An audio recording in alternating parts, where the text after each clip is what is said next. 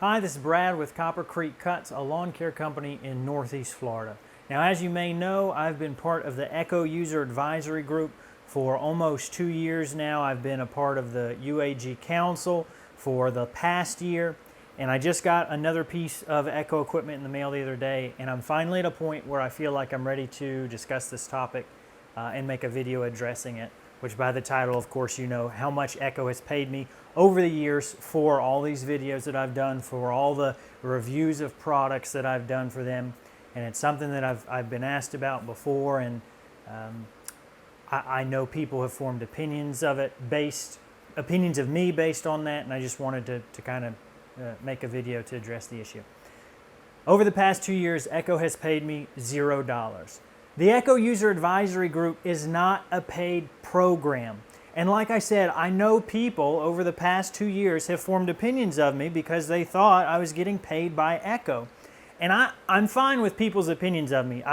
In my previous secular career, I had plenty of people who thought I was arrogant, and they were probably right in those given instances. Thousands upon thousands of comments of a derogatory nature. They don't really get to me after 2 years. So I don't have people thinking negatively of me. The only thing I kind of have an issue with is if they're thinking negatively for me for things that just aren't true or aren't factual. And it'd be one thing if it was difficult to find this information out, but type in Echo UAG paid in your browser or your mobile device right now and search for it. And what's the number one thing that comes up? Echo Means Business frequently asked questions page, where they say, no, it's not a paid program. We don't pay anybody. It's all a volunteer thing. In addition to that, it's not just, oh, Brad has a lot of followers, let's send him a bunch of equipment and we'll just keep doing that. There's expectations on me to contribute to the community. So I've probably written at least somewhere around 24 articles or videos for Echo Means Business. That's time and energy that I have to take away from my channel, from my family. So it's not paid, and it's not just, oh, they get free equipment for doing nothing. If you didn't know, now you do. The other thing that I'd like to address is this vocal minority who every once in a while they'll pitch this idea that Echo is less than STIHL because of the fact that Echo has the user advisory group. And they'll also say things like Echo has to pay people to use their products and STIHL doesn't have to do that. Well, do I have some news for you?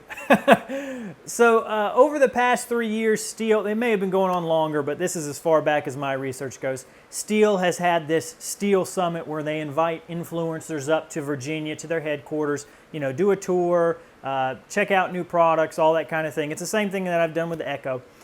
But for 2016, they budgeted $4,000 for each person that they invited over the course of that next year for content. So they paid $4,000 for content. In 2017, that number went up to $5,000 per influencer.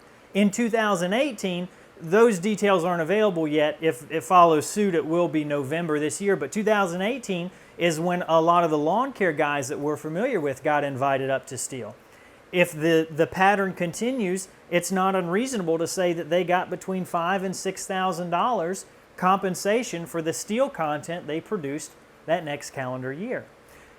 Now, with any YouTube video, and over the course of 2 years I've learned this, when you say something, it's not enough to say it. You also then have to break down what you don't mean when you say that, or else everybody in the comments pulls a, so what you're really saying is.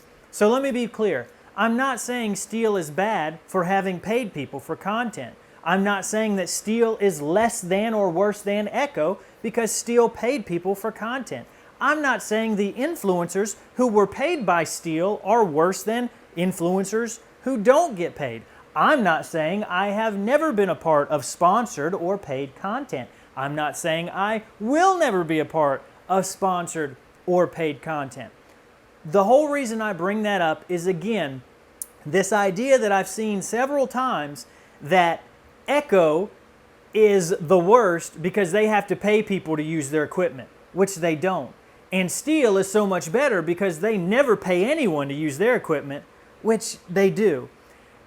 And anytime you have a viewpoint or an opinion, generally you want it based in fact, right? So just consider this a public service announcement that if that has been your viewpoint, while I certainly don't care if you prefer STIHL over Echo, you shouldn't conflate those two things and bring the paid portion into it, because as it stands, Echo UAG is not paid and STIHL does have paid sponsorship deals. So if that's your only criteria for judging one brand versus another, you're doing it wrong. Now, if you want to say that STIHL's been more reliable, more dependable, more value for your money, oh, that's fine. You can say that all day. And I won't disagree with you because that's been your experience. But at least for that portion of Echo's no good because they've got a paid UAG. They don't. And STIHL's the best. They don't have to pay anyone to use their equipment, but they do. Like I said, consider it a public service announcement.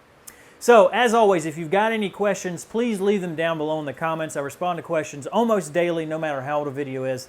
Thank you so much for watching. I really do appreciate it.